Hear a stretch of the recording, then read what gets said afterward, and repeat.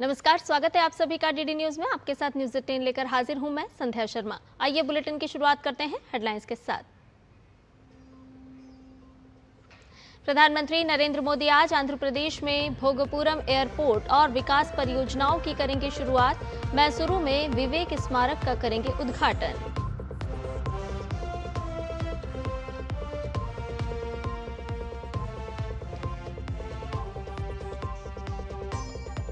संसद से पारित हुआ एंटी पेपर लीक बिल अब बना कानून। राष्ट्रपति द्रौपदी मुर्मू ने दी मंजूरी। नए कानून में कड़ी सजा और भारी जुर्माने का प्रावधान।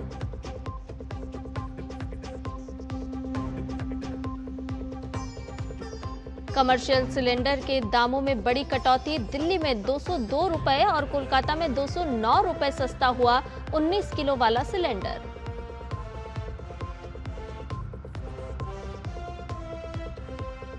कश्मीर के कुलगाम में हुए आतंकी हमले में घायल दूसरे मजदूर की भी हुई मौत।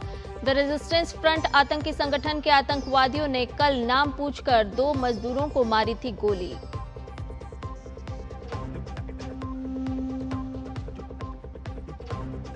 और राष्ट्रमंडल खेल का 10वां दिन आज मुक्केबाजी के फाइनल में 10 भारतीयों को पास गोल्डन पंच का मौका। लवलीना, प्रीति, सचिन और अंकुश पंघाल पर रहेगी सभी की नजरें।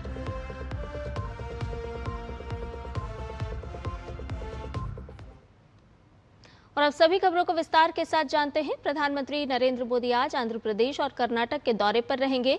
प्रधानमंत्री आज सबसे पहले आंध्र प्रदेश पहुंचेंगे, जहां वो भोगपुरम में अल्लूरी सीताराम राजू अंतर्राष्ट्रीय हवाई अड्डे का उद्घाटन करेंगे। सार्वजनिक निजी भागीदारी यानी कि पीपीपी मॉडल के अंतर्गत 5,640 करोड़ रुपए से अधिक की लागत से विकसित इस ग्रीनफील्ड हवाई अड्डे को प्रतिवर्ष 60 लाख यात्रियों को संभालने के लिए तैयार किया गया है।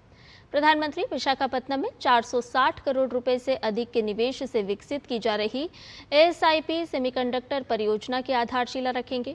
इस संयंत्र का विकास एएसआईपी टेक्नोलॉजी प्राइवेट लिमिटेड द्वारा दक्षिण कोरिया की एपीएससीटी के साथ साझेदारी में किया जा रहा है। हरित ऊर्जा के क्षेत्र में देश को आत्मनिर्भर बनाने की दिशा में प्रधानमंत्री कुर्नूल और अनंतपुरम से जुड़ी कई ट्रांसमिशन योजनाओं की शुरुआत करेंगे। इनमें राज्य में ऊर्जा क्षमता में बढ़ोतरी होने के साथ ही देश में स्वच्छ ऊर्जा से जुड़े लक्ष्यों को हासिल करने में मदद मिलेगी। इसके साथ ही इस दौरान प्रधानमंत्री 1,880 करोड़ रुपए से ज्यादा की राष्ट्रीय राजमार्ग परियोजनाओं की आधारशिला रखेंगे और राष्ट्र को समर्पित करेंगे। प्रधानमंत्री नरेंद्र मोदी आज कर्नाटक के मैसूरू में स्वामी विवेकानंद सांस्कृतिक युवा केंद्र विवेक स्मारक का उद्घाटन करेंगे। विवेक स्मारक स्वामी विवेकानंद की भारत यात्रा के दौरान नवंबर 1892 में मैसूर की ऐतिहासिक यात्रा की याद में बनाया गया है। ऐतिहासिक निरंजन मठ में स्थापित विवेक स्मारक 81,000 वर्ग फुट से अधिक के क्षेत्र में फैला हुआ है और इसमें एक मुख्य भवन और एक संलग्न ब्लॉक शामिल है। इसमें एक 4D अनुभव केंद्र, एक प्रदर्शनी हॉल, लगभग 700 लोगों की बैठने की क्षमता वाला एम्फी थिएटर, कक्षाएं, सम्मेलन कक्ष, पुस्तकालय, वाचनालय, ध्यान और योग कक्ष, साथ ही साथ पुस्तक स्टॉल स्थित हैं। केंद्र में प्रतियोगी परीक्षाओं की तैयारी कर रहे छात्रों के लिए विशेष सुविधाएं भी उपलब्ध हैं। इस केंद्र के जरिए आसपास के शैक्षणिक संस्थानों के छात्रों के साथ साथ शहरी और ग्रामीण क्षेत्रों के युवाओं को भी लाभ मिलने वाला है। व्याख्यान, कार्यशालाएं, शॉर्ट टर्म कोर्स और क्षमता निर्माण कार्यक्रमों के माध्यम से स्वामी विवेकानंद के विचारों को नई पीढ़ी तक पहुंचाया जाएगा।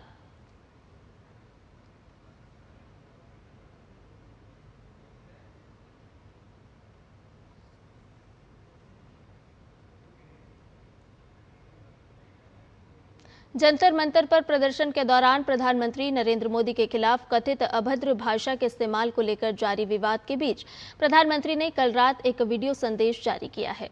अपने संदेश में प्रधानमंत्री ने कहा कि प्रदर्शन के दौरान अभद्र भाषा का प्रयोग कुछ शरारती बच्चों ने भद्दी भद्दी गालियां दी।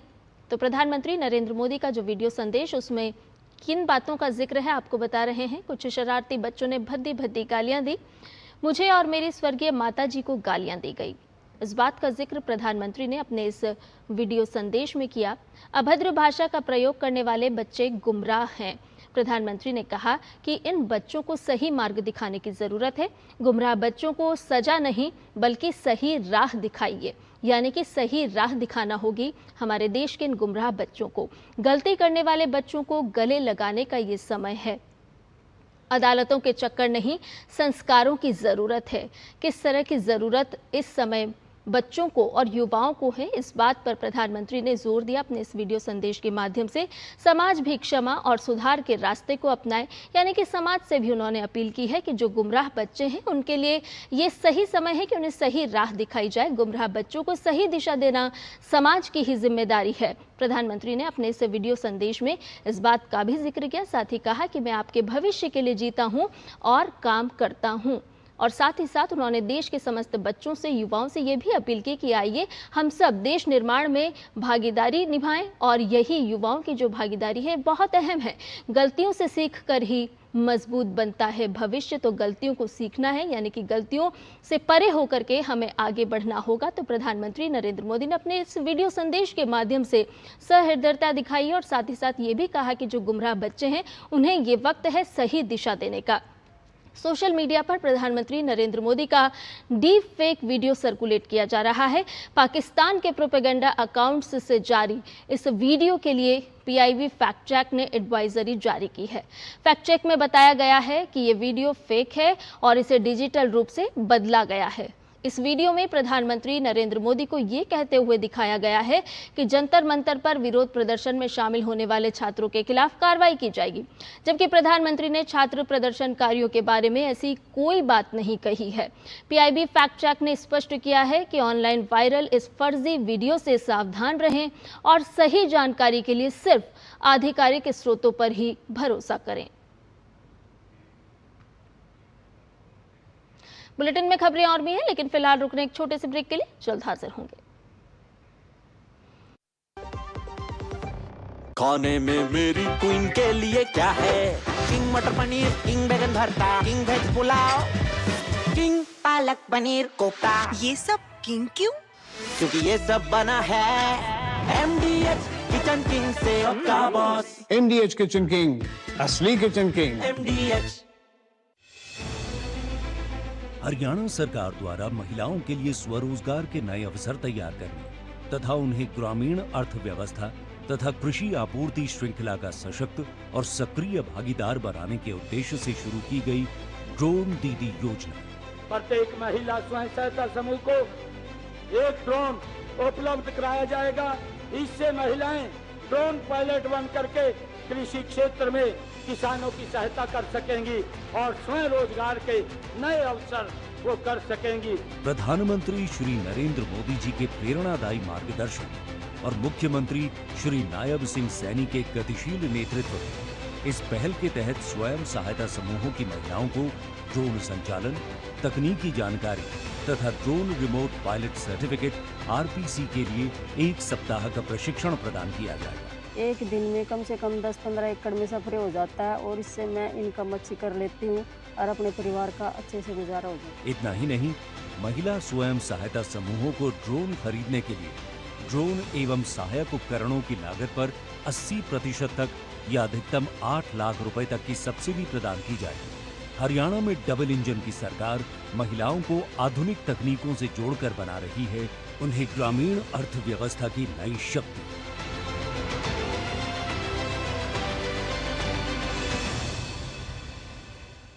जब आप इलाज के लिए अस्पताल जाएंगे तब पॉलिसी बाजार वहां पहुंचकर आपका पूरा साथ देगा, ताकि क्लेम के लिए आप परेशान होने के बजाय अपनों का ख्याल रख सकें। और क्लेम असिस्टेंस पॉलिसी बाजार का प्रॉमिस है।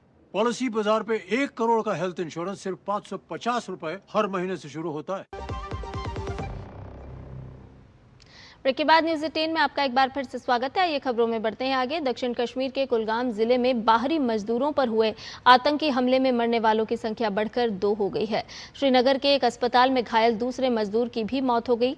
आतंकवादियों ने कल कुलगाम के केलम इलाके में छत्तीसगढ़ के 2 मजदूरों पर गोलीबारी की थी, जिससे दोनों गंभीर रूप से घायल हो गए थे। घायल मजदूरों में से एक 24 वर्षीय दीपक रात्रि की जीएमसी अनंतनाग में मौत हो गई। वहीं दूसरे घायल 28 वर्षीय भूपेंद्र को गंभीर हालत में विशेष इलाज के लिए कश्मीर के प्रमुख अस्पताल Sher Kashmir institute of medical sciences Soura refer किया गया था। इलाज के दौरान उनकी भी मौत हो गई। ये दोनों मजदूर करीब 1 महीने पहले अन्य मजदूरों के साथ इलाके में एक ईंट भट्टे पर मजदूरी का काम करने आए थे। इस हमले के बाद जम्मू कश्मीर के उपराज्यपाल मनोज सिन्हा ने सुरक्षा बलों को अभियान तेज करने और आतंकवादियों को खत्म करने के निर्देश दिए हैं। रुक करते अगली खबर का। ऑयल मार्केटिंग कंपनियों ने कारोबारियों को बड़ी राहत देते हुए कमर्शियल एलपीजी सिलेंडर के दाम में फिर कटौती की है।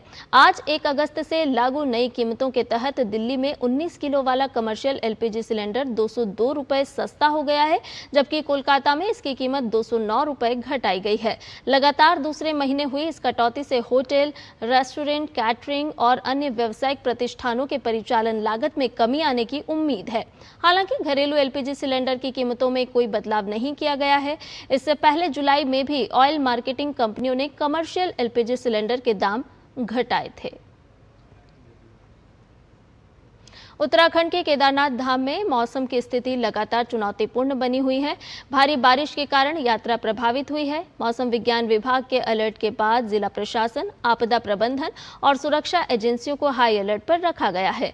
नियंत्रण कक्ष से मंदिर क्षेत्र में लगातार निगरानी की जा रही है। इधर केरलम में लगातार हो रही मूसलाधार बारिश से जनजीवन बुरी तरह से प्रभावित हुआ है। पिछले 12 घंटों में हुई भारी वर्षा के बाद राज्य के 4 जिलों के लिए मौसम विभाग ने रेड अलर्ट जारी किया है। पत्तनमथिट्टा जिले में भूस्खलन की घटनाएं सामने आई हैं, जबकि पंबा नदी का जलस्तर लगातार बढ़ रहा है। कोट्टायम, अलापुझा और इडुक्की जिलों में बाढ़ और जलभराव की स्थिति बनी हुई है। इडुक्की और पत्तनमथिट्टा से जलभराव और संपत्ति को नुकसान पहुंचने की खबरें आ रही हैं।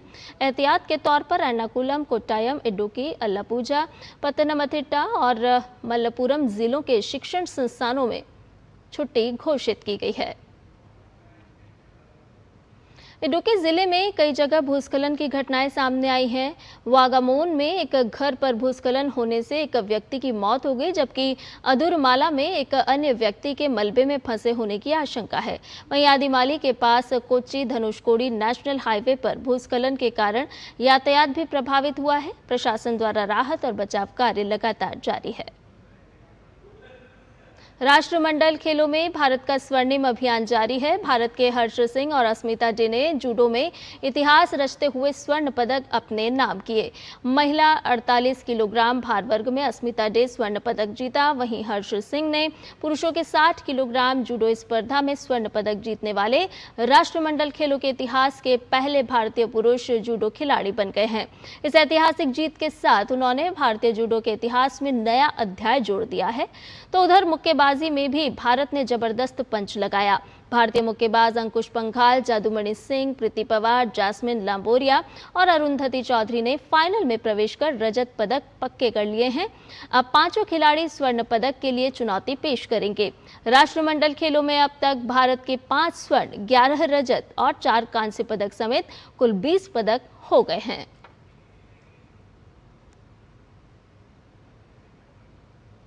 राष्ट्रमंडल खेलों में भारत की विश्व चैंपियन मुक्केबाज जैस्मिन लांबोरिया ने महिलाओं के 57 किलोग्राम भार वर्ग मुक्केबाजी स्पर्धा के फाइनल में प्रवेश कर देश के लिए एक और पदक पक्का कर लिया। अब वो राष्ट्रमंडल खेलों में स्वर्ण पदक जीतने के लिए फाइनल मुकाबले में उतरेंगी।